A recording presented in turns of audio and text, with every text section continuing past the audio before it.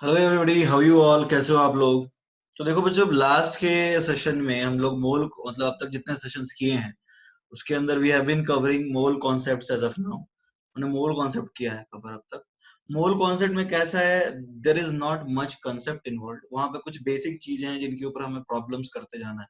तो उसमें कोई थियरी बहुत ज्यादा इन्वॉल्व नहीं है एज सच, है ना। ज्यादा चीजें जो है वो बेसिकली बहुत सारे बच्चों को पता होगी मोल क्या होता है। हाँ, उसमें प्रैक्टिस की जरूरत है, उसमें थोड़ा प्रैक्टिस लगता है, उसमें आपको क्वेश्चंस के साथ थोड़ा सा समय देना होगा, प्रैक्टिस करना होगा, तो आपको थोड़ा सा एक एक्सपर्टीज डेवलप होगा। अब हमारा जो नेक्स्ट टॉपिक है एटॉमिक स्ट्रक्चर, इसमें ढेर सारे कंसेप्ट्स हैं और थ्योरी भी काफी है। तो अभी इनिशियल जो पार्ट चलेगा एटॉमिक स्ट्रक्चर के ऊपर, उसमें ज्यादा लेट्स से प्रॉब्लम्स नहीं होंगी, इनिशियली थियरी होगी, फिर उसके बाद धीरे धीरे प्रॉब्लम्स आते जाएंगे, है ना। और इस चैप्टर में तो काफी सारे कंसेप्ट्स हैं, एटम के स्ट्रक्चर में कई साल लग गए लोगों को। ठीक है, और फाइनली श्रोडिंजर का जो मॉडल आया जो अभी तक एक्सेप्टेड है वो 1930s के आसपास आया था। तो एटॉम का जो डिटेल्ड स्ट्रक्चर है उसमें काफी समय लगा, और ये जो काफी समय लगा उस चीज को हम धीरे धीरे जो है वो हम पढ़ने वाले हैं, ठीक है ना। तो ये एक इंटरेस्टिंग चैप्टर भी होने वाला है और इसमें थ्योरी काफी सारी होने वाली है, ठीक है guys. So I hope you will enjoy it. So let us start the topic. तो देखो, अपना जो टॉपिक है दैट इज एटॉमिक स्ट्रक्चर, यानी एटम का स्ट्रक्चर। तो अपना ये जो चैप्टर है, स्ट्रक्चर ऑफ एटम बोलो, कई जगह पे लिखते हैं स्ट्रक्चर ऑफ एटम, और कई जगह पे लिखते हैं हम एटॉमिक स्ट्रक्चर। तो ये जो अपना चैप्टर है structure of atom, structure of atom के अंदर हमें जो प्राइमरी चीजें ध्यान देखनी है, मतलब ध्यान देनी है। मान लो आपको एक बॉक्स दे दिया जाए, उसकी चाबी मेरे पास है, एक बक्सा है आपके पास, you have a box with you, right. और उसकी चाबी मेरे पास है and you guys can not open the box in any case. ऐसा मैं बोलता हूँ कि आप जो है वो बक्से को खोल नहीं सकते, राइट। तो आपको ये पता करना है कि उस बक्से में क्या है, ठीक है। और वो जो चीजें बक्से के अंदर हैं, how are those things arranged inside that box, correct. So there are two kind of questions, there are two sets of questions. पहला सेट क्वेश्चन का ये है, आपको ये बताना है कि उस बक्से के अंदर क्या चीजें हैं। What are the constituents in the box, box में क्या क्या है, राइट। ठीक है ना, बॉक्स में क्या क्या चीजें हैं पहले हमें ये बतानी है। दूसरी चीज हमें ये बतानी है कि उस बॉक्स में जो चीजें हैं, how are those things arranged inside that box, right. पहली चीज जो हमें आंसर करनी है वो ये कि what are the things in the box, and second thing is how are those things arranged inside the box, है ना। तो अब उसके लिए तुम्हें बोला जाए कि you can't open the box but you need to tell me what is inside the box and how are those things arranged inside the box, then what are you going to do, what are you going to do, बताओ क्या करने वाले हो। तो अब क्या करोगे बच्चे जो हैं, मतलब you will start with experimentation, right. आप लोग क्या करोगे, बक्से को हिला करके देखोगे, जमीन पे मारोगे, हथौड़ा मारना चालू कर दोगे, you will start with all sorts of experimentation stuff, guys. ठीक है, ये बात समझ में आ रही है आपको। वो आप बक्से के ऊपर बहुत सारे तरह तरह के एक्सपेरिमेंट्स जो है वो स्टार्ट कर दोगे, ठीक है ना। सबसे पहले बक्से को हिला करके देखोगे, फिर जमीन पे पटक करके देखोगे। तो इसमें दो चीजें पता चेक करनी है आपको। पहली चीज तो ये कि बक्से में है क्या, what is inside that box, and second thing is how are those things arranged inside the box. उसी तरह एटम एक स्ट्रक्चर था, जॉन डाल्टन ने क्या कहानी सुनाई, तो इसमें थोड़ी कहानियां भी हैं, कुछ किस्से भी हैं लोगों की, मतलब लाइफ स्टाइल में लोगों ने काफी संघर्ष किया है चीजों को आइडेंटिफाई करने के लिए, जिंदगी निकाल दी अपनी, है ना। तो उसको हम काफी डिटेल्ड फ्लो में पढ़ने वाले हैं इस चैप्टर में, तो इसमें थोड़ा समय भी लगेगा। And I hope you guys will enjoy it, है ना। आपको पेशेंस के साथ सुनते रहना है, एंजॉय करना है एवरीथिंग। तो सबसे पहली चीज है, जॉन डाल्टन ने क्या कहा था। जॉन डाल्टन ने कहा था कि जब हम मैटर को तोड़ना स्टार्ट करेंगे तो एक ऐसा स्टेज आएगा, जब हम मैटर को तोड़ रहे हैं तो एक ऐसा स्टेज आएगा जब वो फर्दर टूटेगा नहीं, जब उसका फर्दर ब्रेकडाउन नहीं होगा। तो एटम का नाम उसने मतलब उस तरह से इंडिविजुअल पार्टिकल के नाम से दे दिया, atom, this is called atom. अब एटम जॉन डाल्टन नाम दिया था, उसके फर्दर सब लेट्स से सब्सिडियरी पार्टिकल्स या फिर उसके सब एटॉमिक पार्टिकल्स इन्वेंट हो चुके हैं, बट उसने नाम एटम दिया था, तो अभी भी नाम हम लोग एटम ही रख रहे हैं। नाम जो है वो डाल्टन वाला एक्सेप्ट करते हैं, राइट, बिकॉज एक बार नाम दे दिया जाता है तो फिर इसको चेंज करना थोड़ा सा डिफिकल्ट टास्क होता है। तो जॉन डाल्टन ने जो दिया उसको एक्सेप्ट कर लिया गया। अब जॉन डाल्टन ने ये बात बताई कि एटम को फर्दर डिवाइड नहीं कर सकते, तो लोग चलने लगे कि व्हाट कि पता करते हैं कि एटम के अंदर क्या है। People were curious, they wanted to know कि what is inside the atom. तो एटम एक बेसिक बिल्डिंग ब्लॉक है, ये आपको पता है, every matter around us is made up of atom. तो एटम में चीजें कैसे अरेंज है, वो हमें इस चैप्टर में पढ़ना है। तो देखो सबसे पहले जैसे बक्से की बात कर रहे थे, तो तुम्हें पता करना है कि उस बक्से में क्या है, और दूसरी चीज ये पता करनी है कि how are those things arranged. Likewise जब हम एटम के बारे में पढ़ रहे हैं तो हमें सबसे पहले पढ़ना होता है सब एटॉमिक पार्टिकल्स। सबसे पहली चीज जो हमें ध्यान देनी है that is subatomic particles. What are subatomic particles?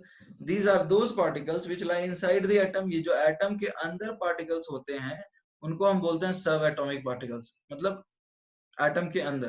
तो सब एटॉमिक पार्टिकल्स जो है वो है इलेक्ट्रॉन, प्रोटॉन, न्यूट्रॉन। तो सबसे पहले हमें पढ़ना है क्या इस चैप्टर में? Discovery of subatomic particles. Discovery of subatomic particles. ठीक है, जैसे आपको एक बक्सा दिया गया था तो बक्से में बताना था कि क्या क्या चीजें हैं। तो पहली चीज तो आपको ये आइडेंटिफाई करनी है कि उस बॉक्स में क्या है, right. Second thing is how are those things arranged. दूसरी चीज क्या है इसमें? अरेंजमेंट ऑफ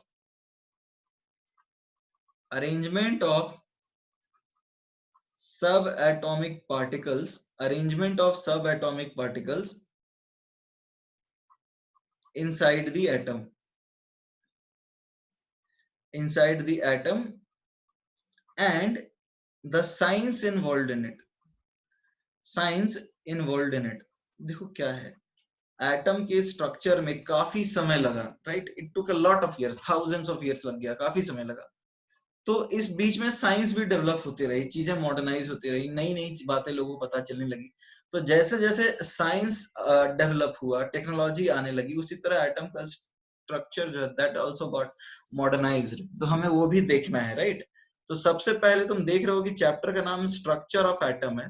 तो we are primarily concerned about arrangement और दी स्ट्रक्चर। और ये जो पार्ट है उस पर थोड़े कम क्वेश्चन आते हैं, it is relatively less important और इजी भी है ये पार्ट। और ये वाला पार्ट जो है वो ज्यादा इंपॉर्टेंट है और ये थोड़ा सा डिफिकल्ट भी है, इसमें थोड़ा सा समय लगता है ना। तो सबसे पहली चीज जो हमें करनी है वो करनी है सब एटॉमिक पार्टिकल्स की डिस्कवरी। वो देखना है कि कैसे those particles were discovered. Second thing which we want to understand is how those particles are arranged inside the atom. वो पार्टिकल्स एटम के अंदर अरेंज्ड कैसे होते हैं, right. So that is our secondary objective. We want to see the arrangement of subatomic particles inside the atom, and the primary thing is that we want to see how those particles are arranged. मतलब पहले particle ढूंढो, सब atomic particles क्या हैं, उसके बाद वो arrange कैसे होते हैं। ठीक है, तो अरेंजमेंट वाला पार्ट जो है that is the primary thing which is to be seen in this chapter, है ना। वही सबसे पहले हमें देखना है। But and let us say before we go on and start the chapter, जिसमें हम पहले ये चीज डिसाइड करेंगे, सॉरी, ये पढ़ेंगे discovery of subatomic particles, है ना। पहले discovery of subatomic particles ही पढ़ेंगे। But before we go to the discovery, let us see some fundamentals. कुछ फंडामेंटल्स देखनी होती है हमें। सबसे पहले फंडामेंटल क्या है? That is bombarding. देखो बम्बार्डिंग का मतलब क्या होता है? Bombarding is not collision. जैसे एक ऑब्जेक्ट ए है, दूसरा ऑब्जेक्ट बी है, एक सिंगल पॉइंट पे टकराया तो इसको कोलिजन बोलते हैं, राइट। जैसे दो लोग लड़ गए तो वो कोलिजन हो गया। अब मान लो 50 बच्चे मिलके अकेले एक बच्चे को मुक्का मार रहे हैं, तो क्या हो रहा है?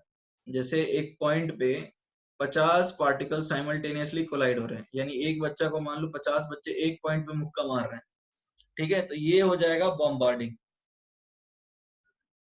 ठीक है, बॉम्बार्डिंग का मतलब क्या होता है? Rapid collisions directed at a single point. इसका मतलब यही है, रैपिड कोलिजन्स जो है if they are directed at a single point then it is called bombarding. ठीक है ना। If there are rapid collisions and they all get directed at a single point then it is called bombarding. जैसे दो बच्चे late से झगड़ जाते हैं तो ये बॉम्बार्डिंग नहीं, it is a simple collision. But यदि बहुत सारी चीजें रैपिडली एक जगह पे साइमल्टेनियसली कोलाइड करती हैं, सो that is what we call bombarding. So it simply means that rapid collisions are directed at a single point simultaneously, है ना। तो ये हो गया bombarding। अब देखो क्या है bombarding का मतलब? किसी चीज को उठा के मार दो, यही है ना। तो यहाँ पे क्या होगा? अल्फा पार्टिकल यूज होता है।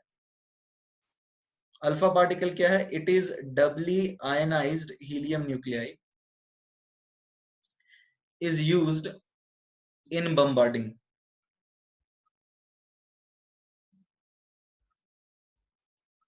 ठीक है, अल्फा पार्टिकल यूज करते हैं बम्बार्डिंग के लिए। तो अब बम्बार्डिंग में क्या होता है, जैसे इस चीज को समझने के लिए एक एग्जांपल लेते हैं कि अल्फा पार्टिकल क्यों यूज करते हैं। मान लो जैसे ये एक घर है और हम लोग क्या है पता करना चाहते हैं कि इसके अंदर क्या क्या है। जैसे एटम के स्ट्रक्चर में भी यही पता करना है ना कि what are the things inside the atom and how are those things arranged inside the atom. तो मान लो हम लोग चोर हैं जो कि हम पता करना चाहते हैं कि घर में कौन कौन लोग हैं और वो किस तरह से अरेंज है, राइट। तो अब वही काम है हमारा, एटम के अंदर स्ट्रक्चर पता करना है, अरेंजमेंट पता करना है चीजों का और क्या क्या है वो पता करना है। तो मान लो अपन चोर है और चाहते हैं कि इस घर के अंदर क्या क्या है, कौन कौन है, वो कैसे कहाँ रहता है, कितने बजे रहता है, ये पता करने के। तो हम क्या कर रहे हैं, एक पार्टिकल भेज रहे हैं जो कि घर से जाए घर के और दूसरी तरफ से निकल जाए। ठीक है, तो ये बंदा जाएगा, घर का हालचाल पूछ जाएगा और पीछे से निकल जाएगा। तो ये हमने क्या किया, घर के अंदर एक पार्टिकल भेजा और दूसरे साइड से निकाल दिया।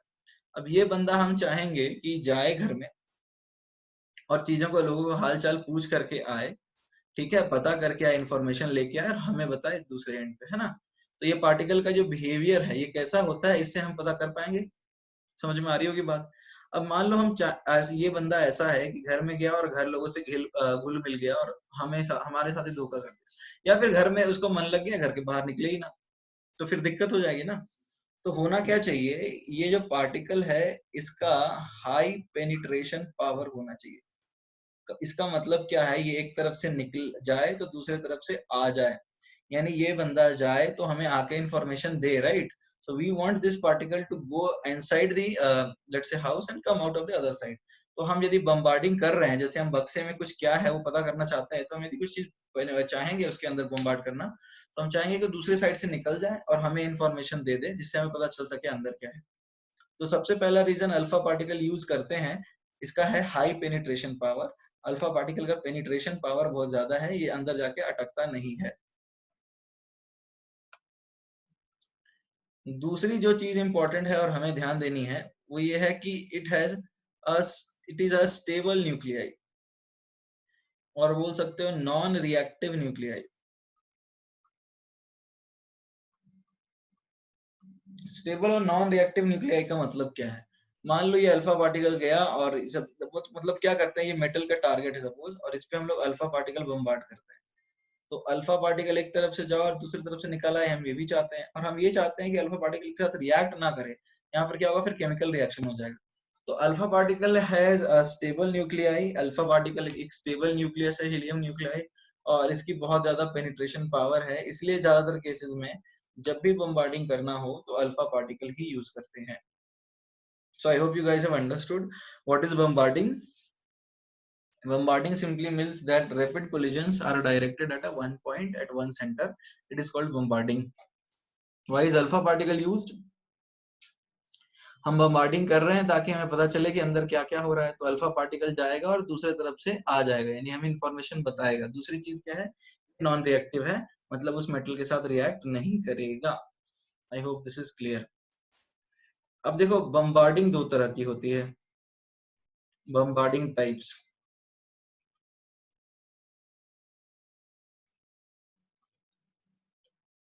बम्बार्डिंग टाइप्स जो आपने अब तक पढ़ा होगा, एक होता है पैरेलल बीम से बम्बार्डिंग।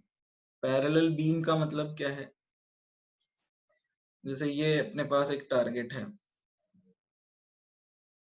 यहाँ से अल्फा पार्टिकल आ रहा है, ठीक है, यहाँ से अल्फा पार्टिकल आ रहा है, और ये सारी बीम्स एक दूसरे के पैरेलल हैं, ठीक है ना। अब ये अल्फा पार्टिकल इस तरफ से निकल लेगा, ये इसका पाथ है, ठीक है, और ये इस तरह से निकलता जा रहा है, इस तरह से निकलता जा रहा है डिफ्लेक्ट होकर के, है ना। तो ये क्या हुआ, इसका एंगल ऑफ डेविएशन हो गया, ठीक है। तो यहाँ पे थीटा क्या है, theta is the angle of deviation. और इसमें फायदा यही होता है कि it is very easy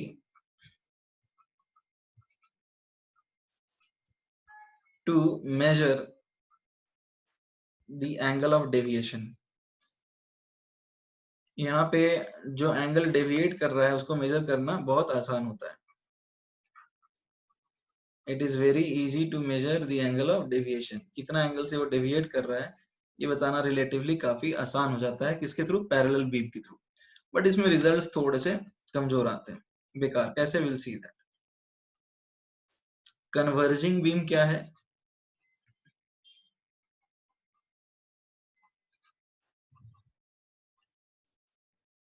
converging beam का मतलब क्या है? Late us see this. जैसे मान लो ये इस तरह से आ रहा है इस पॉइंट पे, ठीक है, ये इसका प्रोड्यूस्ड पाथ है और ये ऐसे गया, तो ये इसका हो गया एंगल ऑफ डिफ्लेक्शन, या फिर डेविएशन बोल सकते हो, डिफ्लेक्शन बोल सकते हो, सेम ही चीज है। दूसरा पार्टिकल ऐसे आया और इसी पॉइंट पे गया टकरा करके, और ये फाइनली सपोज ऐसा गया इस तरह से। इसी तरह से मल्टीपल रेज सिंगल पॉइंट पे कन्वर्ज हो रहे हैं, तो ऐसे बीम को हम बोलते हैं कन्वर्जिंग। अब बताओ बेहतर रिजल्ट्स कहाँ मिलेगा? इसके लिमिटेशंस क्या है? जैसे ये इसका प्रोड्यूस्ड पाथ था, this is the produced path, या फिर बोल सकते हो इनिशियल पाथ था, and what is this? This is the deviated path, deviated और डिफ्लेक्टेड पाथ, और ये बीच का जो एंगल है that is angle of deflection, this is the angle of deflection. तो यहाँ पे हो क्या रहा है वो देखते हैं। यहाँ पे क्या है? It is difficult to measure the angle of deviation. ये जो डेविएशन का एंगल है उसको मेजर करना डिफिकल्ट है, but it produces better results.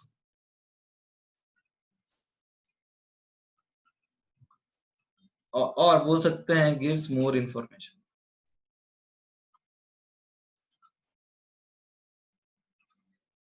अब देखो समझने की कोशिश करते हैं कि हमें ये वाली जो बात कन्वर्जिंग बीम है वो ज्यादा इंफॉर्मेशन कैसे दे रहा है।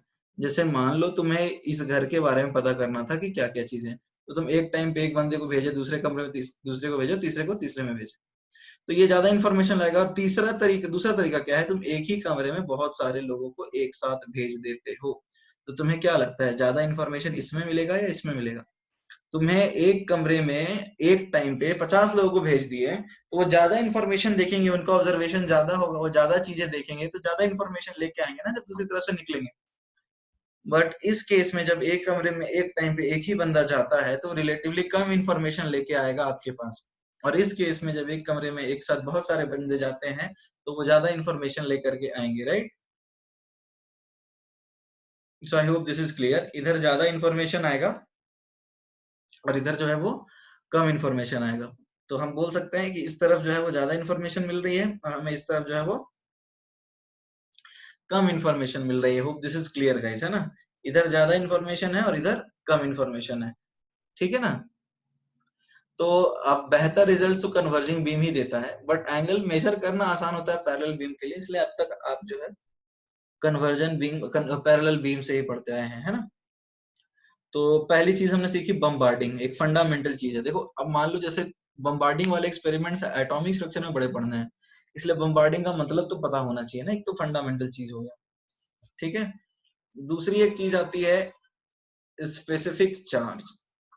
स्पेसिफिक चार्ज, अब चार्ज तो आपने पढ़ा होगा, स्पेसिफिक चार्ज क्या है? It is simply charge to mass ratio, ठीक है। चार्ज कितने मास पे है, ठीक है ना, चार्ज टू मास रेशियो को बोलते हैं स्पेसिफिक चार्ज। जैसे देखो हम बात करें इलेक्ट्रॉन की, प्रोटॉन की, और तो इलेक्ट्रॉन की चार्ज है -1.6 इंटू 10⁻⁻19 कूलम, और इसकी चार्ज है +1.6 इंटू 10⁻⁻19 कूलम। अब इलेक्ट्रॉन की मास की बात कर लें तो माइनस ये 9.1 इंटू 10⁻31 kg, और प्रोटॉन की मास की बात कर लें तो 1.672 इंटू 10⁻27 kg। तो अब देखो इनके चार्जेस तो ऑलमोस्ट बराबर हैं, बट तुम देख सकते हो कि मास ऑफ इलेक्ट्रॉन जो है it is very less as compare to mass of proton. Mass जो इलेक्ट्रॉन का है वो मास प्रोटॉन से काफी कम है। तो अब ई इलेक्ट्रॉन के ऊपर चार्ज और एम ई इसका मास, ये काफी ज्यादा हो, इससे E अपॉन एमपी प्रोटॉन के केस में, बिकॉज न्यूमरेटर सेम है और डिनोमिनेटर इसका ज्यादा है, सॉरी डिनोमिनेटर इलेक्ट्रॉन के केस में बहुत कम है, तो रेशियो ज्यादा होगा। यानी हम बोल सकते हैं स्पेसिफिक चार्ज, आई होप ये आपको समझ में आ गया होगा। यहाँ पे सिंस रीजन क्या है, M E is less than M P, तो ई बाई एम ई जो है वो ज्यादा हो जाएगा। तो इलेक्ट्रॉन, तो हम ऐसा बोल सकते हैं कि electron has very high, very high बोलना भी सही नहीं है, इसको बोलना सही है सीधा, it has highest specific charge, highest specific charge, electron का स्पेसिफिक चार्ज सबसे ज्यादा होता है, ठीक है, इलेक्ट्रॉन का स्पेसिफिक चार्ज सबसे ज्यादा होता है। तो अब बात यह है कि स्पेसिफिक चार्ज सबसे ज्यादा है इलेक्ट्रॉन का, ठीक है ना, तो इलेक्ट्रॉन सबसे ज्यादा स्पेसिफिक चार्ज रखता है, यानी जब चार्ज ट्रांसफर करना है तो क्या ट्रांसफर करना होगा, जो ज्यादा स्पेसिफिक चार्ज रखता होगा, तो उसके लिए हमें इलेक्ट्रॉन ट्रांसफर करना होगा। आई होप गाइस ये आपको समझ में आ गया होगा। जैसे होता क्या है, तुम एक कंडक्टर है, मान लो ये वायर है, मतलब क्रॉस सेक्शन तो ये बहुत कम होगा, मैं यदि कंफ्यूजन है तो मैं थोड़ा लेट से पतला बना दिया, ये वायर है, ठीक है, वायर में तुमने इलेक्ट्रिसिटी लगाया तो प्रोटॉन स्टेशनरी रहते हैं बट इलेक्ट्रॉन भागने लग जाते हैं। रीजन क्या है, उनका स्पेसिफिक चार्ज ज्यादा है, मतलब उनका सेम मास के ऊपर चार्ज काफी ज्यादा है, चार्ज टू मास रेशियो काफी ज्यादा है। तो जब चार्ज ट्रांसफर होता है तो इलेक्ट्रॉन ट्रांसफर होता है, तो इसमें हम बोलेंगे जो इलेक्ट्रिसिटी को रखे ऑन वो है इलेक्ट्रॉन। तो इलेक्ट्रॉन क्या है, इलेक्ट्रिसिटी को ऑन रखने वाला, it is simply electricity plus on, ठीक है, जो इलेक्ट्रिसिटी को रखे ऑन वो इलेक्ट्रॉन। और why electron is the fundamental particle responsible for conduction of electricity because it has highest value of specific charge. अब देखो हम कुछ और कंपेयर कर लेते हैं, जैसे क्वेश्चन है compare the specific charges, the specific charges of electron, proton and alpha particle. तो देखो हम इलेक्ट्रॉन और प्रोटॉन में तो हम जानते हैं, इलेक्ट्रॉन का हो जाएगा, इलेक्ट्रॉन के लिए आ जाएगा E upon M E, proton के लिए आ जाएगा E अपॉन एम पी, है ना। और यदि हम अल्फा पार्टिकल की बात करते हैं, let us say we talk of alpha particle, then it is doubly ionized helium nuclei. तो इसके ऊपर चार्ज क्या है, इट इज +2e, और इसमें 2 प्रोटॉन है और 2 न्यूट्रॉन है, so it is 2mp plus mn, correct. तो let us talk about the specific charge of alpha particle, then it becomes E upon mp plus mn, this is E upon mp and this is E upon me। तो तुम देखो highest specific charge किसका आएगा, electron का, फिर proton का, फिर alpha particle का। क्यों, क्योंकि इसका डिनोमिनेटर कम है और इसका मतलब ज्यादा है। न्यूमरेटर सबका सेम है और डिनोमिनेटर जिसका सबसे ज्यादा है उसका स्पेसिफिक चार्ज सबसे कम होगा, और जिसका डिनोमिनेटर सबसे कम है उसका स्पेसिफिक चार्ज सबसे ज्यादा होगा। तो डिनोमिनेटर सबसे कम है इलेक्ट्रॉन का और सबसे ज्यादा है अल्फा पार्टिकल का, तो this is the order of specific charge. तो स्पेसिफिक चार्ज आई होप आपको समझ में आ गया होगा, it is simply charge to mass ratio, और इलेक्ट्रॉन के केस में स्पेसिफिक चार्ज जो है इट इज हाईएस्ट, तो इसलिए हम बोलते हैं जो इलेक्ट्रिसिटी को रखे ऑन वो अपना इलेक्ट्रॉन। व्हाट कम्स नेक्स्ट, हम लोग फंडामेंटल्स कवर कर रहे हैं, मतलब चैप्टर में अभी तक आए नहीं है, कुछ बेसिक चीजें को समझने की कोशिश कर रहे हैं, है ना। तो अभी हमने बम्बार्डिंग और क्या क्या पढ़ा है, बम्बार्डिंग पढ़ा है और स्पेसिफिक चार्ज पढ़ा है। What is next, next is quantization. देखो क्वांटाइजेशन जो है, तुमने क्वांटम थ्योरी पढ़ा है, फिजिक्स में क्वांटम मैकेनिक्स होता है, क्वांटम फिजिक्स होता है, तो क्वांटम यहाँ भी आएगा एटॉमिक स्ट्रक्चर में। तो सबसे पहले हम सीखते हैं व्हाट इज क्वांटाइजेशन। तो देखो ये इंपॉर्टेंट चीज है, it is the property of restricting a physical quantity, of restricting a physical quantity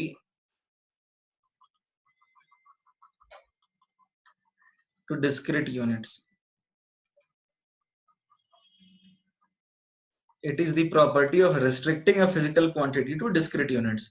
अब इसका डिस्क्रीट का मतलब क्या होता है, डिस्क्रीट का मतलब होता है डिसकंटिन्यूअस, ठीक है। अब रिस्ट्रिक्शन लगाना है फिजिकल क्वांटिटी के ऊपर, ठीक है, इसको क्वांटाइजेशन बोलते हैं। ऐसे तो कुछ समझ में नहीं आया होगा, इसको समझते हैं कि क्या है इसका मतलब। जैसे मान लो एक लड़का है, देयर इज अ बॉय, ठीक है, जो स्कूल जाने के नाम पे सिनेमा हॉल चला जाता है, प्लेग्राउंड चला जाता है, अलग अलग जगह पे चला जाता है। लेट से सिनेमा हॉल गया, प्लेग्राउंड गया, ठीक है, बंक करने कहीं और चला गया, कहीं पार्क चला गया, मतलब ये एन नंबर ऑफ चॉइसेस, वो कहीं भी जा सकता है, बहुत सारे चॉइसेस है। बट इस बॉय के पड़ोसी देख लेते हैं कि ये लड़का जो है वो इधर इधर कहीं भी स्कूल के नाम पे बहुत जगह पे घूम रहा होता है। तो अब उसके लाइफ में क्या आ जाता है, रिस्ट्रिक्शन आता है। अब रिस्ट्रिक्शन क्या आया उसके लाइफ में, अब उसके लाइफ में रिस्ट्रिक्शन ये है कि तुम स्कूल जाओगे और वापस अपने घर आओगे। तो अब उसके लिए 2 पॉइंट्स अलाउड हैं, एक तो उसका स्कूल और उसका घर। तो अब उसके लाइफ में आया रिस्ट्रिक्शन। तो अब जो उसके पास बहुत सारे चॉइसेस थे, अब उसके पास सिर्फ 2 चॉइसेस है। पहले अनलिमिटेड नंबर ऑफ चॉइसेस थे, और अब उसके पास सिर्फ 2 चॉइसेस हैं, राइट। पहले कितने चॉइसेस थे, an unlimited number of choices थे, अब 2 चॉइसेस हैं। तो उसके पेरेंट ने क्या किया, उसके जीवन में इंट्रोड्यूस किया क्वांटाइजेशन। मतलब जो उसके अनलिमिटेड चॉइसेस थे कि वो कहीं भी जा सकता था, अब उसके पास सिर्फ और सिर्फ 2 चॉइसेस हैं।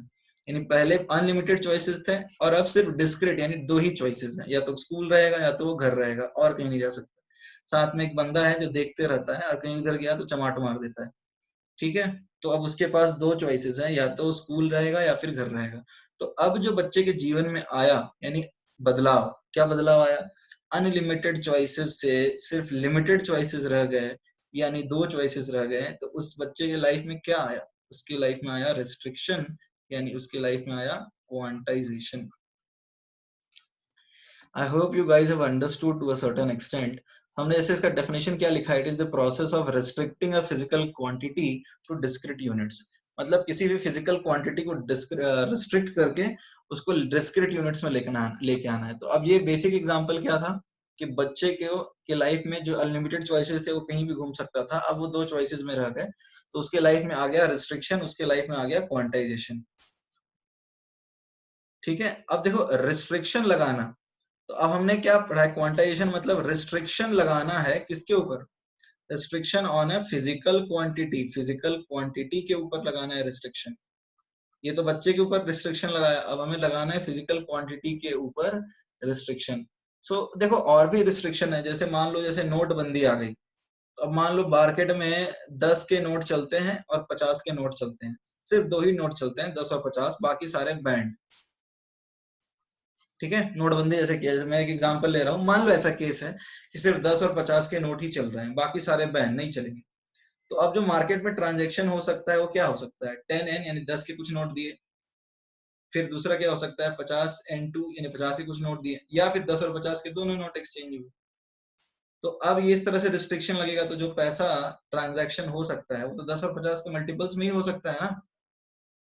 तो इस तरह से हमने पैसे के ऊपर रिस्ट्रिक्शन लगाया। अब जैसे फिजिकल क्वांटिटी तक तो हम अभी भी नहीं आए हैं। जैसे मान लो हम बात करते हैं वोल्टेज की, तो वोल्टेज क्या है, कोई भी वैल्यू हो सकता है, माइनस इन्फिनिटी से लेकर के प्लस इन्फिनिटी तक वोल्टेज कोई भी वैल्यू ले सकता है वोल्ट्स में। अब मान लो जैसे हाईली डिस्क्रीट की बात करते हैं, डिजिटल, डिजिटल में तो सिर्फ 2 वोल्टेज अलाउड होते हैं, 0 और 1। तो या फिर सिर्फ 0 होगा और या फिर सिर्फ 1 होगा, तो इसको बोलते हैं हाईली डिस्क्रीट या डिजिटल, यानी सिर्फ 2 ही डिजिट। जब हम डिजिटल की बात करते हैं तो वहां रिस्ट्रिक्शन आ जाता है, वहां 2 ही डिजिट्स अलाउ है। तो दिस इज हाईली डिस्क्रीट। तो यहाँ पे भी ये एक एग्जांपल किसका है, क्वांटाइजेशन का, ठीक है। यहाँ पर 2 वैल्यूज अलाउड है, एक तो 0 और दूसरा 1। अब मान लो वोल्टेज एक फंक्शन फॉलो कर रहा है, v is equal to 10n, जहाँ पे n क्या है,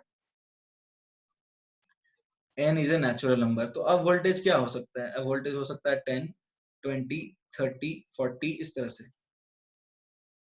अब देखो 10 और 20 के बीच में क्वांटाइजेशन के बाद 2 वैल्यूज अलाउ है, और पहले 10 और 20 के बीच में कितने वैल्यूज अलाउ थे, कुछ भी हो सकता था, इनफाइनाइट। तो जब हम इनफाइनाइट से 2 आए इस फंक्शन के थ्रू में, तो यहाँ भी हमने क्वांटाइजेशन इंट्रोड्यूस कर दिया। तो आई होप आपको ये बात समझ में आ गई होगी कि क्वांटाइजेशन हम फिजिकल क्वांटिटी में कैसे इंट्रोड्यूस करते हैं। और भी एग्जांपल ले सकते हैं, मान लो एक बिल्डिंग है, ठीक है, बिल्डिंग में ये ग्राउंड फ्लोर है, ये फर्स्ट फ्लोर है, ये सेकंड फ्लोर है, ये थर्ड फ्लोर है, ये 4th फ्लोर है, और ये पकड़ लो 5th फ्लोर है ना, और ये सारे फ्लोर की हाइट है लेट से 10 मीटर। तो अब एक बच्चा या तो ग्राउंड फ्लोर पे होगा, I am assuming he is not in the elevator, second पे होगा, थर्ड पे होगा, फोर्थ पे होगा, या फिर छत पे होगा, स्कूल टेरेस पे।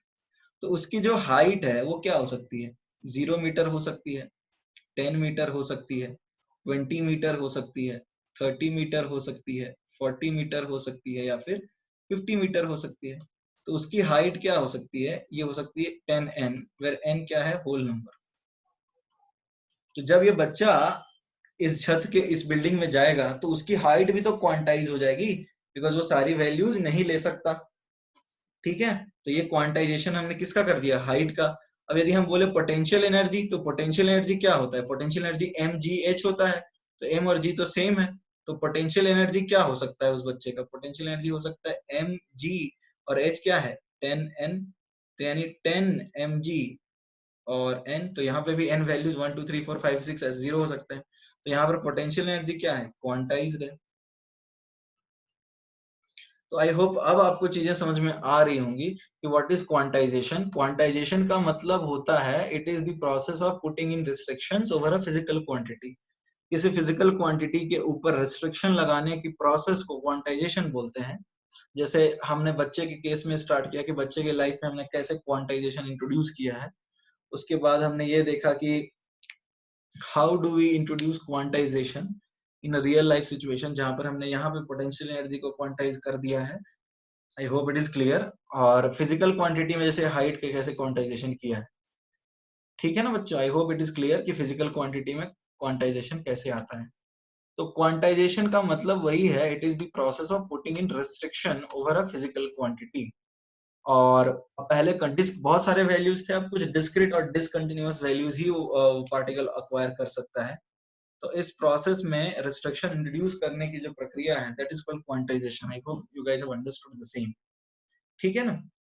अब देखो हम जो एक एग्जांपल लेने वाले हैं वो इस चैप्टर के लिए भी रिलेवेंट है, and that is quantization of charge. देखो चार्ज भी क्वांटाइज्ड होता है। जैसे अपने पास दो ऑब्जेक्ट्स हैं, एक है ए और दूसरा है बी। जब ये चार्ज ट्रांसफर करेंगे तो इलेक्ट्रॉन ट्रांसफर करेंगे। तो एक इलेक्ट्रॉन ए से बी गया तो ए के ऊपर प्लस ई और बी के ऊपर माइनस ई। उसी तरह से यदि एक इलेक्ट्रॉन का ट्रांसफर होता है, यानी ए देता है बी को, मान लो बी भी ए को दे सकता है, हम ए से बी मान रहे, तो इसके ऊपर प्लस ही आएगा, इसके ऊपर प्लस सॉरी के ऊपर आएगा माइनस ई। दो इलेक्ट्रॉन का ट्रांसफर होता है, इसके ऊपर आएगा +2e और इसके ऊपर -2e। यदि 3 इलेक्ट्रॉन का ट्रांसफर होता है तो इसके ऊपर चार्ज क्या आएगा? +3e और इसके ऊपर -3e। उसी तरह से यदि 4 इलेक्ट्रॉन का ट्रांसफर होता है तो इसके ऊपर +4e और इसके ऊपर -4e। सिमिलरली 5 इलेक्ट्रॉन का यदि ट्रांसफर होता है तो इसके ऊपर +5e और इसके ऊपर -5e। तो जरा समझने की कोशिश करते हैं कि जो नंबर ऑफ इलेक्ट्रॉन्स का ट्रांसफर हो सकता है वो 1 हो सकता है, 2 हो सकता है, 3 हो सकता है, 4 हो सकता है, 5 हो सकता है, इस तरह से, यानी कोई नेचुरल नंबर हो सकता है। ये इलेक्ट्रॉन जीरो भी हो सकता है ऑब्वियसली। तो अब ये देखो 1.5 इलेक्ट्रॉन का ट्रांसफर पॉसिबल नहीं है, 2.3 इलेक्ट्रॉन का ट्रांसफर पॉसिबल है नहीं। तो अब जो इनके ऊपर चार्ज आ रहा है वो क्या हो सकता है? Plus minus N E. और n की वैल्यूज क्या हो सकती है? 0 1 2 3 4 इस तरह से। आई hope you guys have understood the same. n हो सकता है 0 1 2 3 4 इस तरह से। मतलब समझने की कोशिश करो हमने क्या सीखा है अभी, कि चार्ज भी क्वांटाइज्ड है। जो चार्ज आता है वो इलेक्ट्रॉन के ऊपर से आता है, इलेक्ट्रॉन की वजह से आता है, इलेक्ट्रॉन के ट्रांसफर के कारण आता है। अब जो इलेक्ट्रॉन के ऊपर चार्ज होता है, the value of E is how much? The value of E is 1.6 into 10 raised to power of -19 coulomb. तो इलेक्ट्रॉन के ऊपर इतना चार्ज है। ठीक है, और बाकी ऑब्जेक्ट्स की यदि हम बात कर रहे हैं, ठीक है ना, बाकी ऑब्जेक्ट्स की यदि हम बात कर रहे हैं तो उनके ऊपर चार्ज प्लस ही या माइनस ही हो सकता है। तो एक इलेक्ट्रॉन का ट्रांसफर है तो चार्ज प्लस ही, दो का तो +2e, तीन का तो +3e, चार का तो +4e, पांच का तो +5e, छह का तो +6e। इस तरह से जो चार्जेस हैं वो अक्वायर हो जाते हैं। ठीक है, तो आई hope you guys have understood this. तो देखो हो क्या रहा है, जो इनके ऊपर चार्जेस आ सकते हैं वो प्लस माइनस एन ई ही हो सकता है ना? तो अब देखो हम चार्जेस की बात करें तो हो सकता है 0e हो, हो सकता है प्लस ई हो सकता है प्लस 2e हो सकता है प्लस 3e हो सकता है प्लस 4e हो। तो ये बीच वाले वैल्यूज तो अलाउड नहीं है ना, दीज आर नॉट परमिटेड। तो चार्ज जो है इन वैल्यूज के बीच में तो लाई कर ही नहीं सकता ना, ये जो बीच के खाली के वैल्यूज हैं दे आर नॉट परमिटेड। तो यानी कि ये डिस्क्रिट है। तो तुमको दिख रहा है एक डिस्क्रिट सीक्वेंस मिल रहा है, डिसकंटिन्यूअस सीक्वेंस मिल रहा है, सारे पॉसिबल वैल्यूज नहीं ले सकता। तो इसका मतलब चार्ज जो है it is permanently quantized. Charge हर एक वैल्यू कूलम में नहीं ले सकता है। तो charge is quantized. I hope you guys have understood this. ये चार्ज जो है वो हर वैल्यू नहीं ले सकता, है ना। अब जैसे इसके ऊपर कह सकते हैं, क्वेश्चंस कर सकते हैं कि an object has a total charge equal to 1 coulomb, calculate the number of electrons in the object. इस ऑब्जेक्ट में कितने इलेक्ट्रॉन्स हैं ये हमें निकालना है। तो देखो Q is equal to N E, ठीक है, Q is equal to N E है, ठीक है ना। तो अब n कैसे निकालेंगे, 1 अपॉन ई, यानी चार्ज इलेक्ट्रॉन जो होता है 1.6 इंटू 10 की पावर माइनस 19, तो आ जाएगा 10 की power 19 upon 1.6। So this will be the number of electrons, right. तो इस तरह से अपन जो है वो निकाल सकते हैं कि चार्जेस कितने हैं और मतलब इलेक्ट्रॉन्स कितने हैं। और हमने क्या सीखा, 3 बेसिक चीजें सीखी फंडामेंटल्स में। पहली चीज हमने सीखी बम्बार्डिंग, है ना। दूसरी चीज हमने सीखी specific charge, and the third thing we learned is quantization, ठीक है। ये 3 कुछ बेसिक चीजें होंगी जो हमें चैप्टर स्टार्ट करने से पहले आना चाहिए। चलो अब हम बेसिकली स्टार्ट कर सकते हैं चैप्टर, बिकॉज हमें कुछ फंडामेंटल चीजें पता है। तो अब जो हम लोग करने वाले हैं वो है discovery of subatomic particles. Discovery of subatomic particles, this is, ठीक है ना। अब सब एटॉमिक पार्टिकल्स को डिस्कवरी जो हुआ, the process of discovery of subatomic particles was tried by multiple scientist. बहुत सारे साइंटिस्ट ने कोशिश की कि पता करें कि इलेक्ट्रॉन जो है मतलब एटम के अंदर क्या है, what is the constituent element, what are the constituent elements, या फिर बोल सकते हैं what are the subatomic particles, atom के अंदर क्या चीजें हैं। Everybody was curious to know. तो सब लोग बहुत सारे सेट ऑफ एक्सपेरिमेंट्स करते रहे। All of them were not successful. ज्यादातर लोग सक्सेसफुल नहीं हुए, बहुत कम ही सक्सेसफुल हुए। और उसमें जो ब्रॉडर कैटेगरीज की बात करें तो 2 तरह के एक्सपेरिमेंट सक्सेसफुल हुए थे। एक तो बम्बार्डिंग वाले और एक होता है वैक्यूम ट्यूब वाले, ठीक है ना। तो वैक्यूम ट्यूब वाले एक्सपेरिमेंट्स मोस्टली जे थॉमसन ने किए थे। और जे थॉमसन का एक एसोसिएट साइंटिस्ट था। मतलब देखो डिस्कवरी ऑफ, इसमें 2 तरह के एक्सपेरिमेंट हैं। एक तो इलेक्ट्रॉन और प्रोटॉन का जो है वैक्यूम ट्यूब्स में हुआ था। वैक्यूम ट्यूब्स में इसको किया था किसने, इलेक्ट्रॉन का किया था J Thomson. J Thomson electron का एक्सपेरिमेंट किया था। उसका एक एसोसिएट साइंटिस्ट था। मतलब वो जमाना ऐसा था कि बड़े साइंटिस्ट के कुछ शिष्य होते थे, शागिर्द, अभी भी वैसा ही है। तो जे थॉमसन ने ई गोल्डस्टीन को बोला था एक्सपेरिमेंट कंडक्ट कराने के लिए। तो वैक्यूम ट्यूब्स में इलेक्ट्रॉन प्रोटॉन का डिस्कवरी हुआ था। उसके बाद बम्बार्डिंग के एक्सपेरिमेंट्स की बात करें तो बम्बार्डिंग के एक्सपेरिमेंट जो किया गया था वो न्यूट्रॉन का डिस्कवरी किया था जेम्स चैडविक ने। और बम्बार्डिंग के एक्सपेरिमेंट से एक और आया डिस्कवरी ऑफ न्यूक्लियस भी हुआ। न्यूक्लियस जो है उसको भी डिस्कवर किया गया बम्बार्डिंग एक्सपेरिमेंट्स के थ्रू ही, and it was done by Rutherford. Alpha scattering experiment.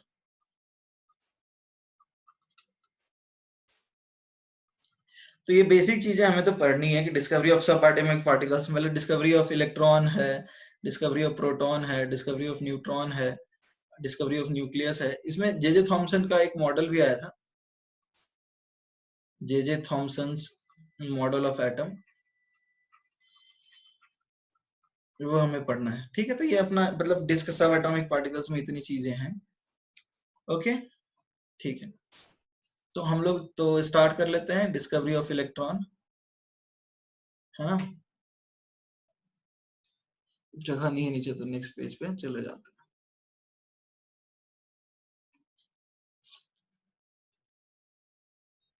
तो डिस्कवरी ऑफ इलेक्ट्रॉन देखते हैं। Discovery of electron, see electron की डिस्कवरी हुई थी जे थॉमसन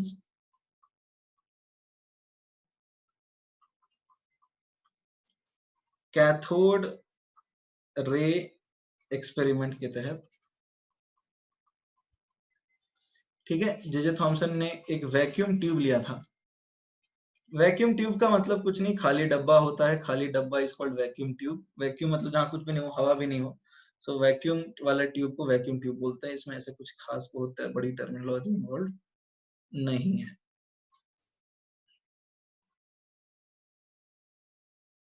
ठीक है,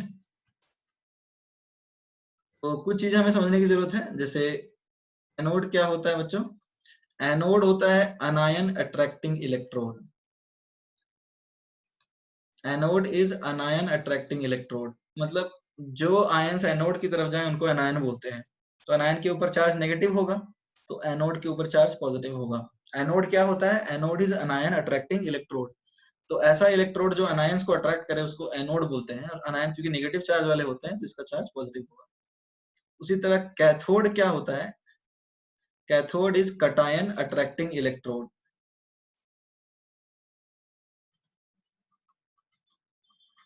ऐसा इलेक्ट्रोड जो कटायन को अट्रैक्ट करे उसको कैथोड बोलते हैं, और जो आयंस कैथोड की तरफ जाएं उनको कटायन बोलते हैं। तो इनका इस तरह का कन्वेंशन है, कटायन के ऊपर पॉजिटिव चार्ज होता है तो इसके ऊपर नेगेटिव चार्ज होगा। तो अब देखो किया क्या गया है, यहाँ पे एक हाई वोल्टेज की सप्लाई लगा दी गई है। ठीक है, नेगेटिव पॉजिटिव नेगेटिव पॉजिटिव, ये वेरिएबल है, मतलब इसका वोल्टेज चेंज किया जा सकता है।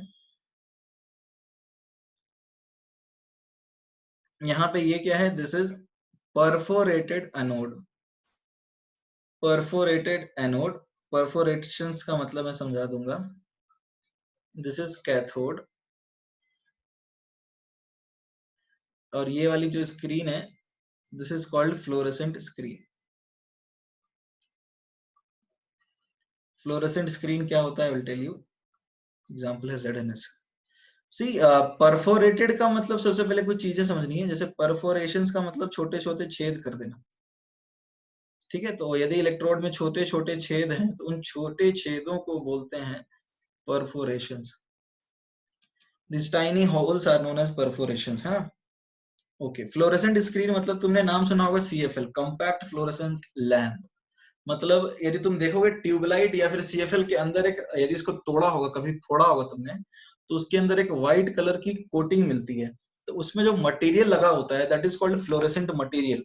और उसके ऊपर जब कोई चार्ज पार्टिकल स्ट्राइक करता है तो इट स्टार्ट्स ग्लोइंग, वो चमकने लगता है। ठीक है, तो फ्लोरेसेंट मटेरियल बोलते हैं इसको, या फिर कॉम्पैक्ट फ्लोरेसेंट लैम्प बोलते हैं CFL, इसलिए क्योंकि जब उसके ऊपर कोई चार्ज पार्टिकल स्ट्राइक करेगा then it will start glowing. वो चार्ज पार्टिकल के स्ट्राइक करने के बाद जो है इट विल स्टार्ट ग्लोइंग, वो खुद न खुद खुद ब खुद चमकने लगता है। और इस प्रोसेस को बोलते हैं फ्लोरेसेंस, है ना। और उसमें से एक मटेरियल है ZNS।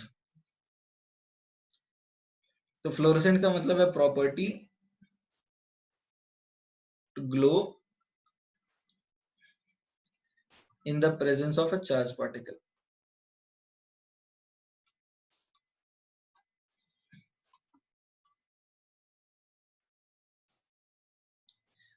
अब देखो ट्यूबलाइट में क्या होता है, पूरे क्रॉस सेक्शन में लगाया जाता है, लेकिन यहाँ पे जो है परफोरेशन सिर्फ और सिर्फ इस रीजन में की गई है। यहाँ पे मैंने शेड किया है। I can show it to you through a different colour, है ना। तो जैसे मैं इसमें दिखा देता हूँ, जैसे मान लो यहाँ पे परफोरेशन किए हुए हैं।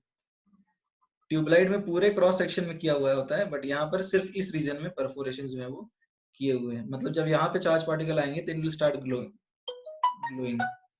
ये क्या है? This is vacuum pump. Vacuum pump क्या करता है? वैक्यूम क्रिएट करता है, मतलब वैक्यूम क्लीनर होगा यदि किसी के घर पे, ये तो माइट हैव सीन इट। क्या करता है, खाली ये जो पार्टिकल्स है उसको अंदर खींच लेता है, लो प्रेशर क्रिएट करता है। तो इट बेसिकली क्या करता है, ये इट क्रिएट्स लो प्रेशर, मतलब हवा अंदर खींच लेगा पंप, तो यहाँ पर क्या हो जाएगा, लो प्रेशर रहेगा। लो प्रेशर की जरूरत क्या है, जैसे मान लो गैस यहाँ पर जा रहा है, इलेक्ट्रिक डिस्चार्ज देंगे तो गैस एक्सपैंड करने लगता है हाई टेम्परेचर पे। तो यदि बहुत ज्यादा मोल्स रहेंगे तो ये ट्यूब फट सकता है, और फिर जे थॉमसन ही नहीं रहता एक्सपेरिमेंट करने के लिए। तो यहाँ पे समझ में आया होगा शायद, यदि यहाँ पे हम high pressure vacuum tube use ना करें तो क्या होगा, बहुत ज्यादा मोल्स होंगे गैस के, और जैसे ही हम डिस्चार्ज देंगे हीटिंग इफेक्ट होगा, जिससे गैस एक्सपैंड करेगा हाई टेम्परेचर पे और ट्यूब फट जाएगा। तो जे थॉमसन ही नहीं रहता एक्सपेरिमेंट करने के लिए फिर तो। ठीक है, तो इसमें लो प्रेशर का यूज इसलिए है कि कम से कम प्रेशर रखें, ताकि क्या है, मटेरियल जो है ट्यूब का वो फटे ना, और एक्सपेरिमेंट जो है वो सक्सेसफुली कंक्लूड हो सके। So I hope you guys have understood this कि इसका मतलब क्या है, what is the basic objective of creating a low pressure, है ना, ताकि ट्यूब फटे ना। लिख देता हूं मैं, the objective of creating low pressure, this is a variable voltage supply, variable voltage supply. The objective of creating low pressure is to prevent the tube from explosion, explosion से रोकने के लिए बेसिकली लो प्रेशर जो है वो generate किया जाता है ना। So I hope this is clear to everyone. अब समझते हैं कि इसमें होता क्या है, ठीक है ना, इसको समझते हैं कि अब इसमें होता क्या है। थोड़ा कलर चेंज कर लेते हैं,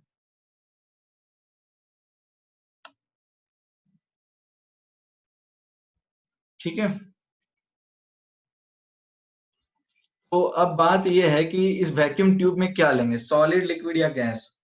देखो सॉलिड लेंगे तो वो तो एक जगह बैठा रहेगा, सॉलिड हम ले नहीं सकते, because solid will settle down at one place.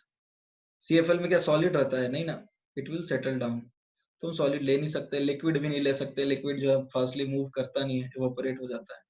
तो हम इसमें क्या लेते हैं, गैस। गैस क्यों, due to high kinetic energy, और गैस मूव कर सकता है। मोर ओवर गैस को तोड़ना आसान है, ठीक है। और दूसरा रीजन क्या है, गैस लिया गया क्यों, because the molecules of gas, ऐसा बोल सकते हैं, the molecules of gas are at least interaction with each other. वो कम से कम इंटरेक्शन में रहते हैं, और एटम को हमें देखना है तो एक एटम के फॉर्म में रहेंगे, मतलब सेपरेटेड रहते हैं विथ ईच अदर, और हम ऐसा बोल सकते हैं दे आर सेपरेटेड। तो हमें तो एटम के स्टेट में चाहिए, तो हम ऐसा बोल सकते हैं दे आर सेपरेटेड, वो एक तरह से सेपरेटेड ही रहते हैं। तो I hope it is clear. Atom में क्या होगा, गैस मॉलिक्यूल्स एक दूसरे से दूर रहते हैं और एटॉमिक फॉर्म में अलग अलग रहते हैं। तो I hope it is clear कि गैस क्यों लिया गया, ठीक है। दूसरा चीज है कि गैस जो है इसको डिस्चार्ज पे जल्दी काम भी करता है, एक्सपैंड करेगा वगैरह वगैरह। तो अब देखो क्या होगा, जैसे यदि तुम इस सिस्टम में H2 मॉलिक्यूल डालते हो, तो H2 में हाइड्रोजन हाइड्रोजन बॉन्ड है, जैसे ही इसके ऊपर लेट से एनर्जी आएगा तो ये बॉन्ड टूट करके हाइड्रोजन एटम में कन्वर्ट हो जाएगा, है ना। फिर हाइड्रोजन एटम पे फर्दर डिस्चार्ज एनर्जी दोगे तो ये H प्लस प्लस इलेक्ट्रॉन में कन्वर्ट हो जाएगा, इसको बोलते हैं आयनाइजेशन, या आयंस में कन्वर्ट होगा, ठीक है। उनको ये बात पता नहीं थी, उन्होंने रैंडम ही एक्सपेरिमेंट किया था, क्योंकि उनको तो पता नहीं था कि इलेक्ट्रॉन होता है। तो उन्होंने क्या देखा कि जैसे ही H2 के ऊपर एनर्जी दिया, वो बॉन्ड पहले टूटा, फिर H प्लस और इलेक्ट्रॉन निकला, तो H प्लस और इलेक्ट्रॉन निकला, राइट।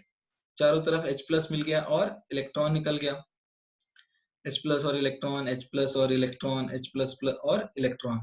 अब देखो क्या है, इलेक्ट्रॉन नेगेटिव चार्ज पार्टिकल था, तो ये नेगेटिव चार्ज वाला कैथोड इसको रिपेल करने लगा। नेगेटिव चार्ज का पार्टिकल है ना इलेक्ट्रॉन, तो नेगेटिव चार्ज वाला कैथोड इसको रिपेल करने लगा, और जो पॉजिटिव चार्ज वाला एनोड है वो इसको अट्रैक्ट करने लगा। तो अब इसके रीजन क्या हुए, ये इलेक्ट्रॉन को रिपेल कर रहा है और ये इलेक्ट्रॉन को अट्रैक्ट कर रहा है। तो एज ए रिजल्ट हुआ क्या, these electrons started moving from cathode to anode. ऐसा हुआ कि एज ए रिजल्ट मतलब हो क्या रहा है, ये वाले पार्टिकल जो हैं इस इलेक्ट्रॉन को इधर भेज रहे हैं, धक्का दे रहे हैं, और ये अट्रैक्ट कर रहे हैं। तो हुआ क्या, a stream of negative charge particles started moving towards anode from the cathode. ठीक है, तो उसके बाद हुआ क्या, it appeared,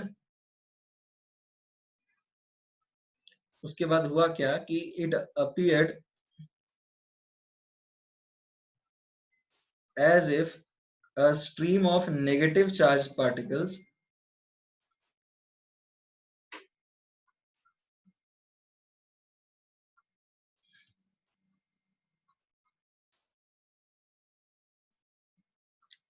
started moving from cathode towards anode। Cathode से निकल के एनोड की तरफ जाने लगे, है ना। ऐसा लगा कि वो कैथोड से निकल रहे हैं और एनोड की तरफ जा रहे हैं। ठीक है, तो मतलब यहाँ से इलेक्ट्रॉन आ रहा है, इसको रिपेल ये करता है और इसको ये अट्रैक्ट कर रहा है। तो ऐसा लग रहा था कि एक stream of negative charge particle जो है वो कैथोड से निकल रही है और एनोड की तरफ जा रही है ना। वो ऐसा लगा कि कैथोड से निकल रही है और एनोड की तरफ जा रही है। तो ऐसा लग रहा था कि वो पार्टिकल्स निकले ही कैथोड से हैं। तो it appeared as if the particles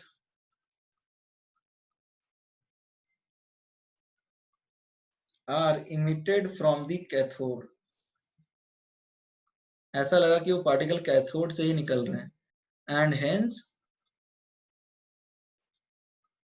they were named, उनका नाम क्या रखा गया, उनका नाम रख दिया गया कैथोड रेज। इसलिए उनका नाम रख दिया गया कैथोड रेज। ऐसा लगा कि वो पार्टिकल्स कैथोड से निकले हैं, इसलिए उनका नाम रख दिया गया कैथोड रेज। अब देखो हो क्या रहा था, ये पार्टिकल्स कैथोड से निकल रहे थे और परफोरेशन के थ्रू पास हो रहे थे, एनोड के इन परफोरेशन से जा रहे थे, और फाइनली ये चार्ज पार्टिकल्स हैं तो जब फ्लोरेसेंट स्क्रीन पे जा रहे थे तो ये चमक रहे थे। ठीक है, तो अब जब इन्होंने देखा कि ये पार्टिकल्स जो है निकल के जा रहे हैं, परफोरेशन से पास हो रहे हैं और स्क्रीन पे फ्लोरेसेंस प्रोड्यूस कर रहे हैं, तो उससे क्या पता चला। ठीक है, दीज चार्ज्ड पार्टिकल्स, या इसको थोड़ा ऐसे लिखते हैं कि या रुक जाओ, हाँ, these charge particles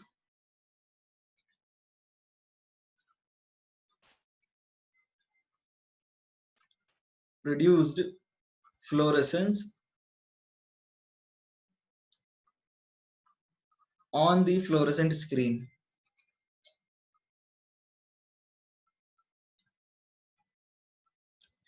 These charged particles produce fluorescence on the fluorescent screen। तो अब ये पता चला कि ये जो चार्ज पार्टिकल्स हैं मतलब इनमें बेसिकली चार्ज तो है, इसीलिए वो फ्लोरेसेंट स्क्रीन पे प्रोड्यूस करके मतलब एनोड की तरफ जा रहे हैं और फ्लोरेसेंस प्रोड्यूस कर रहे हैं। कहाँ पे, फ्लोरेसेंट स्क्रीन पे। गाइस आई होप ये बात आपको समझ में आई होगी कि फ्लोरेसेंट स्क्रीन जो है चार्ज पार्टिकल्स की वजह से ही ग्लो करता है, और ये ग्लो करने लगा था तो इससे ये पता चला कि ये जो पार्टिकल्स हैं वो एनोड से मतलब एनोड की तरफ जा रहे हैं या फिर एनोड की तरफ अट्रैक्ट हो रहे हैं।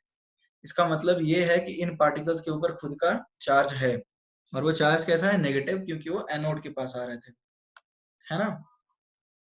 बट डज इट कंफर्म कि वो, सी, इससे ये पता चला कि एक नेगेटिव चार्ज का तो पार्टिकल है एटम के अंदर, बट डज इट कंफर्म कि वो पार्टिकल जो है वो सारे एटम्स में ही है, मतलब सेम ही है।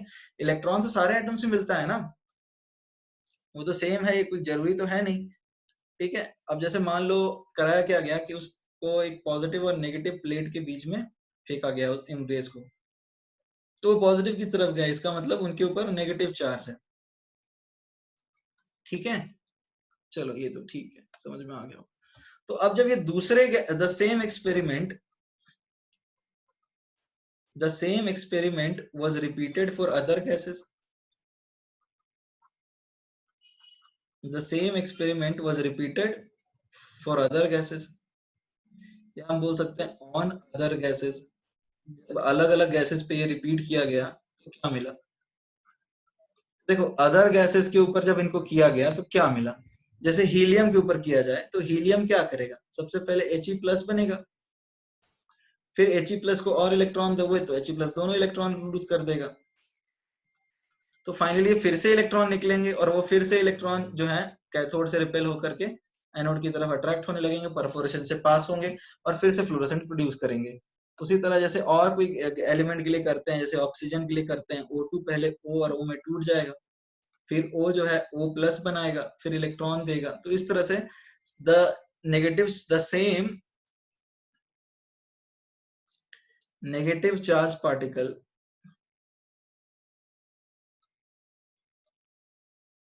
was obtained for all the gases, सब गैसेस के लिए वही मिला, for which the experiment was done। सारे गैस के केस में नेगेटिव चार्ज पार्टिकल जो है वो मिलता गया। इससे सब देखो अब ये एक्सपेरिमेंट सबके साथ मिला तो, और सबके साथ एक नेगेटिव चार्ज पार्टिकल आया, इससे ये पता हो गया कि एटम के अंदर एक नेगेटिव चार्ज का पार्टिकल तो है ना, एटम के अंदर एक नेगेटिव चार्ज पार्टिकल तो है। बट इससे क्या ये कंफर्म होता है कि सारे केस में वो चार्ज पार्टिकल नेगेटिव सेम है? उसका मास और चार्ज अलग अलग हो सकता है। किसी केस में लेट से मास m है तो दूसरे केस में -2+2m हो सकता है, किसी केस में +10m हो सकता है। चलो ठीक है, नेगेटिव चार्ज तो है बट ये कंफर्म नहीं होता है कि सेम पार्टिकल जो है हर केस में निकल रहा है। तो उन्होंने क्या देखा कि जो इस तरह का पार्टिकल था, मान लो ये पॉजिटिव है और ये नेगेटिव है, तो अब ये इलेक्ट्रॉन इस तरह से जा रहा है तो ये एक तरह से पाथ फॉलो करते हुए जाएगा। तो जो the path followed by the electron, the path followed by the electron emitted in various elements was same। मतलब मान लो सबके घर में चोरी हो रही है, चोर सेम तरीके से एंटर करता है, सेम तरीके से एग्जिट करता है, चोर की चाल ढाल सब कुछ सेम है, चोरी करने का तरीका सब कुछ सेम है। 10 घर में चोरी हुई, हर घर में चोर का आने का तरीका, जाने का तरीका सेम है, एक एक चीज सेम है। इससे क्या फर्क पड़ता है? इससे क्या पता चलता है? इससे ये पता चलता है कि सारे घर में एक ही चोर आता है, एक ही चोर जाता है, इसीलिए सबका जो प्रॉपर्टी है, सबका जो मूवमेंट है वो एक तरह का है। तो ऐसा देखा गया कि ये जो चार्ज पार्टिकल था वो हर केस में सेम तरह का पाथ फॉलो करके निकल रहा था। इससे ये पता चला कि सेम पार्टिकल नेगेटिव चार्ज का हर एटम में है और वो उसका चार्ज और मास जो है वो सब सेम है। तो इससे ये कंक्लूड किया गया कि therefore the specific charge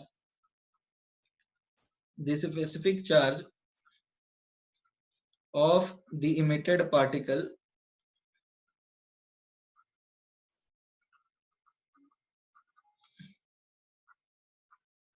is also same, and this particle is present in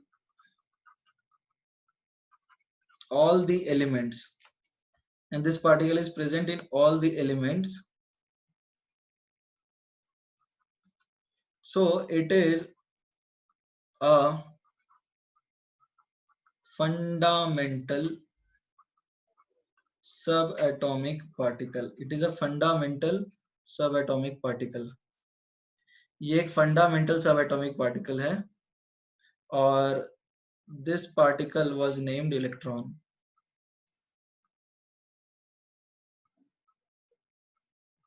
इसका क्या नाम रख दिया गया? इस पार्टिकल का नाम रख दिया इलेक्ट्रॉन, क्योंकि ये जो पार्टिकल था वो हर केस में जो सेम आ रहा था और इलेक्ट्रिसिटी मतलब नेगेटिव चार्ज हर केस में था, सेम तरह से मूव कर रहा था, इलेक्ट्रिसिटी भी कंडक्ट कर रहा था। इससे ये पता चला कि यही पार्टिकल सारे एलिमेंट्स में है और ये एक फंडामेंटल सब एटॉमिक पार्टिकल है और ये पार्टिकल रिस्पॉन्सिबल है इलेक्ट्रिसिटी कंडक्शन के लिए, तो इसलिए इसका नाम रखा गया इलेक्ट्रॉन। तो इस तरह से जे थॉमसन ने इलेक्ट्रॉन की डिस्कवरी करी। ठीक है, तो बच्चों आपको ये बेसिक चीजें समझ में आई होंगी। तो आज के लेक्चर में हम लोग इतना ही करेंगे। आज हमने कुछ बेसिक फंडामेंटल्स पढ़ा है और देखा है कि इलेक्ट्रॉन का डिस्कवरी जे जे थॉमसन ने कैसे किया था। आगे वाले लेक्चर में हम कैथोड रेज की प्रॉपर्टीज देखेंगे और डिस्कवरी ऑफ प्रोटॉन, न्यूट्रॉन वगैरह देखेंगे और कंटिन्यू करेंगे। ठीक है बच्चों, I hope you must have enjoyed this session and ठीक है, will meet in the next class. और सारे वीडियोस देखते रहो, सब्सक्राइब कर लो चैनल को so that you may not miss any video, है ना। So will meet in the next session.